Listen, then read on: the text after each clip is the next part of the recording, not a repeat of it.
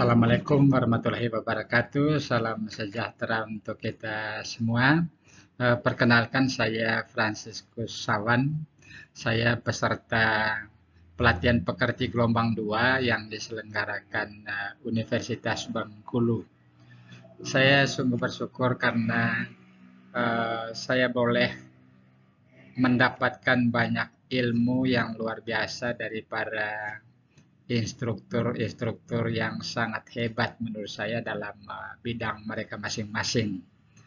Termasuk satu di antaranya yang memberi saya tugas untuk membuat video ini, yakni Dr.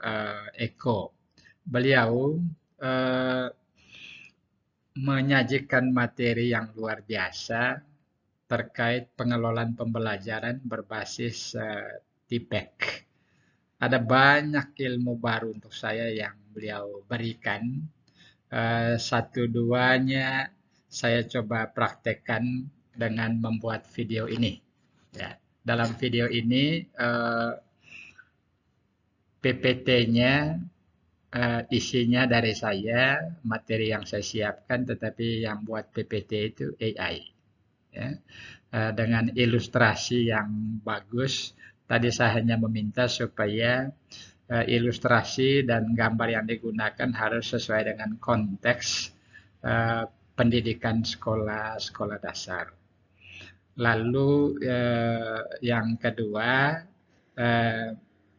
saya baru tahu dari Pak Eko bahwa dalam presentasi menggunakan PowerPoint seperti ini bisa sekaligus merekam video seperti yang saat ini sedang berlangsung. Saya mau gunakan kesempatan untuk mengerjakan tugas ini sekaligus mempersiapkan diri untuk peer teaching besok. Karena itu saya ingin bercerita bahwa besok dalam peer teaching saya akan menyajikan materi tentang program kerja sekolah partisipatif. Ya, tentu saja saya akan menyampaikan tujuannya. Ada 3 hal ini. Mahasiswa setelah pembelajaran diharapkan mampu menjelaskan konsep manajemen partisipatif, mengidentifikasi stakeholder yang harus dilibatkan, lalu menyusun rencana program kerja berbasis studi kasus. Setelah itu saya akan memberikan sedikit motivasi, mengingatkan para mahasiswa bahwa sebagai calon pendidik mereka itu adalah penggerak perubahan. Dan sebagai penggerak perubahan, mereka harus punya kepekaan terhadap berbagai persoalan yang terjadi di dalam dunia pendidikan, termasuk pola kepemimpinan kepala sekolah yang kadang tidak membuka ruang partisipasi yang cukup. Karena itu saya akan bertanya, jika kepala sekolah tidak melibatkan stakeholder yang lain dalam penyusunan program, kira-kira apa dampak yang bisa terjadi? Ya. Selanjutnya saya akan menjelaskan dalam peer teaching besok itu konsep manajemen partisipatif. Tentu saja saya menjelaskannya secara singkat karena waktu peer teaching itu hanya 20 menit. Saya akan jelaskan tentang pentingnya 3 prinsip ini dalam manajemen partisipatif, yakni keterlibatan aktif seluruh stakeholder, transparansi dan akuntabilitas, lalu berbasis kebutuhan sekolah. Saya juga akan menyampaikan bahwa yang dimaksudkan dengan stakeholder utama dalam pendidikan itu adalah kepala sekolah, guru, dan juga komite sekolah. Ya. Setelah itu para mahasiswa akan saya minta untuk menganalisis kasus, ya. Kasusnya itu terkait menurunnya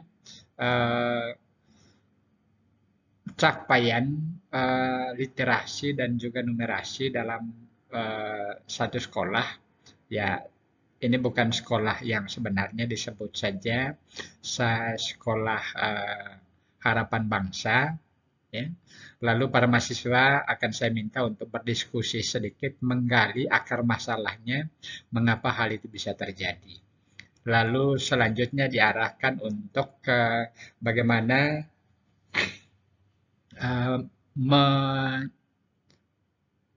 melibatkan semua stakeholder yang ada untuk menyusun program sekolah yang betul bisa menjawab persoalan yang ada.